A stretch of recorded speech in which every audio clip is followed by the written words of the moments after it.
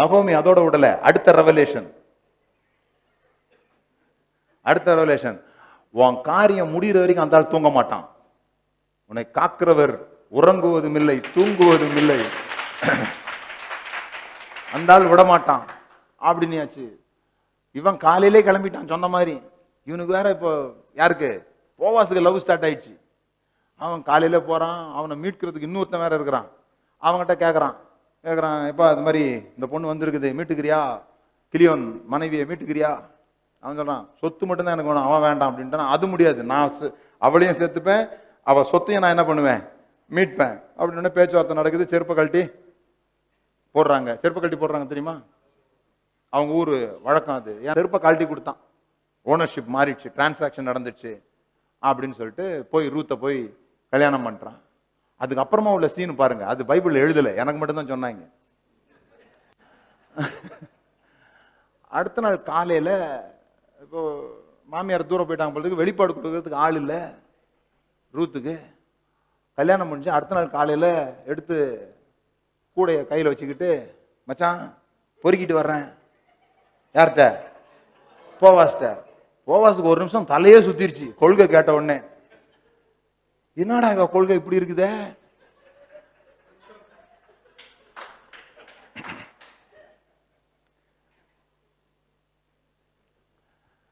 ஏமா எங்கம்மா போற? பொறுக்கிறதுக்கு காலையில வேலைக்கு போவனா? அட பொறுக்கி, ஓ மறந்துட்டேங்க இந்தாங்க நான் என்ன பண்றேன், போர்வைய இப்பதான் மடிச்சு வச்சேன், காலைல படுத்தத இந்த விரிக்கிறேன். அவனுக்கு ஒன் டென்ஷன் ஆயிட்டு, எம்மா விஷயம் புரிஞ்சுக்க, கொத்துச்சாவி கை மாறிடுச்சு. என்னாச்சு? கொத்து சாவி.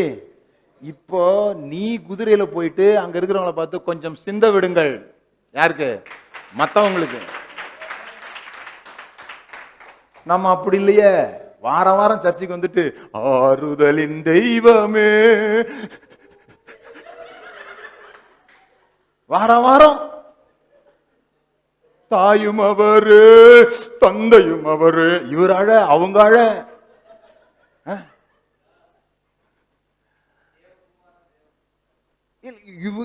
நமக்கே எவ்வளவு நாள் ஆறுதல் தேடி இருப்போம் கல்யாணம் முடிஞ்சது தெரியாம. இப்ப கொத்துச்சாவி கை மாறி. யாராவது தலைவலி சுகமாகணும், கேன்சர் சுகமாகணும், எப்படி ஜெபம் பண்றோம்? இயேசுவே சுகமாக்கும் ஆண்டவரே, இந்த மனிதனை சுகமாக்கும்.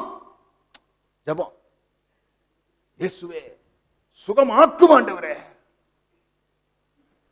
இயேசு ஒரு நாள் என்கிட்ட சொன்னாரு, இவனுங்க செய்யறது எப்படி தெரியுமா இருக்குது? இப்போ நீ ஒரு பெரிய பணக்காரன், உனக்கு ஒரு வேலைக்காரன் இருக்கிறான்னு வச்சுக்கோ.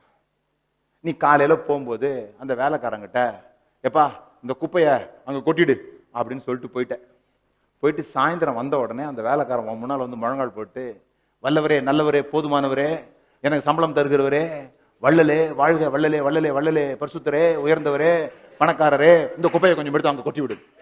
எப்படி இருக்கும் பாரு.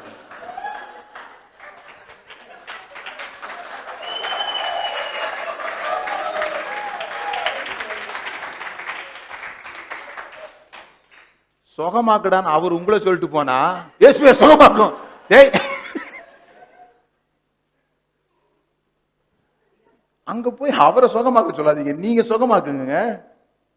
அப்புறம் எப்படி அவருக்கு மகிமை வரும்? சில பேர் கேள்வி அதுதான், எப்படி அவருக்கு மகிமை வரும்? எப்படி வரும் தெரியுமா?